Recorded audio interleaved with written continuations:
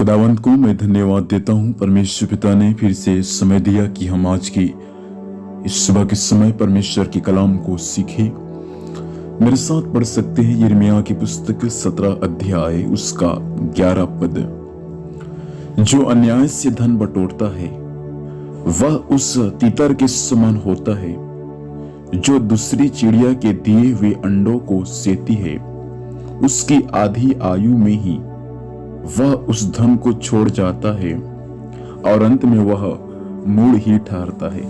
परमेश्वर बताएं इस वचन के माध्यम से हमें आशीर्वाद दे। प्रियो, आप यिर्मयाह की पुस्तक को पढ़ेंगे तो 5 पद से लेकर 13 पद तक का जैसा सुलेमान नीति वचन को लिखा वैसी ही बातें यिर्मयाह 5 से लेके 13 पद तक कहता है। कुछ नीति वचन यहां पर मन के बारे में कहा, भरोसा के बारे में कहा, धन के बारे में कहा और भरोसा के बारे में कहा।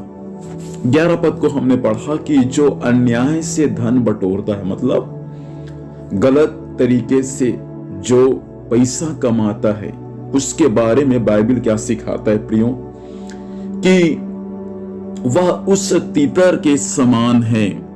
तीतर मतलब एक उस पक्षी, तीतर एक पक्षी है, उस तीतर पक्षी के समान है जो दूसरी चिड़िया के दिए हुए अंडे को क्या करती है, सेती है।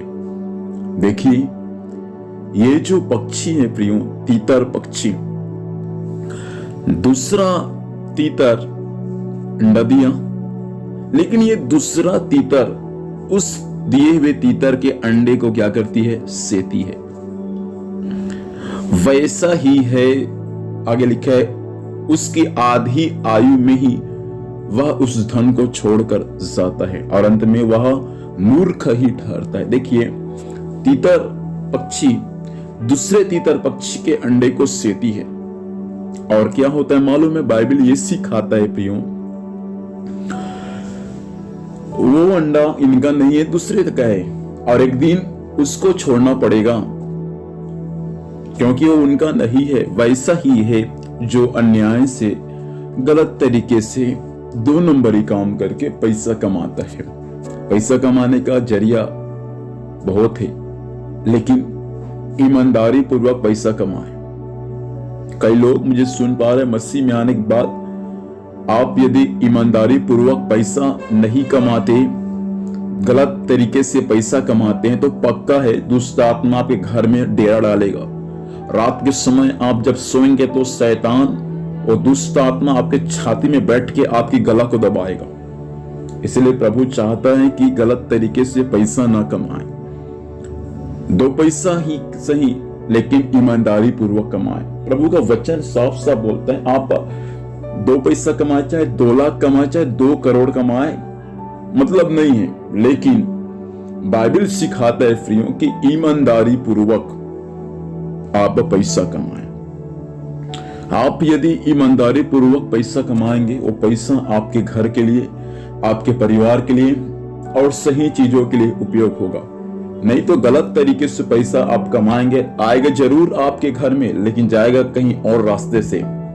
इसको भी ध्यान दीजिए, कई लोग पैसा आता है घर में, ठहरता नहीं है। आने का रास्ता एक है, जाने का रास्ता कईयों है, क्योंकि गलत तरीके से पैसा कमाते हैं। भाई प्रभु आपसे कहना चाहता है, मन फिराए। बहन परमेश्वर आपसे कहता है, मन फिराए। हो सकता है आप अच्छा ऑफिसर होंगे, अंदर से लेते होंगे, हो सकता है आप अच्छा अधिकारी होंगे, टेबल अंदर से आप कुछ लेते होंगे, सब चीज गलत है। घूस लेना पाप है, जो घूस लेगा उसका घर जल जाएगा, बाइबल में ऐसे लिखा है।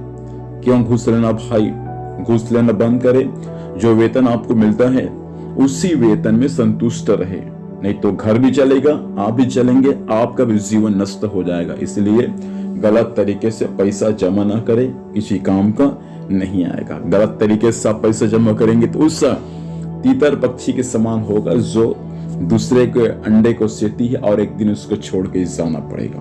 भला इसी में है, ईमानदारी पूर्वक हम धन इकट्ठा करने वाले बन जाए।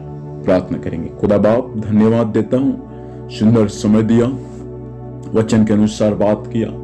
वचन सभी के जीवन में काम करे और वचन के अनुसार पिता विश्वास योग्यता का जीवन जीने में सहायता करना। आदर महिमा आपको मिले, यीशु के नाम से मांगते, आमीन। प्रभु हमें आशीष दे। आप सभी को जय मसीह की। Praise the Lord.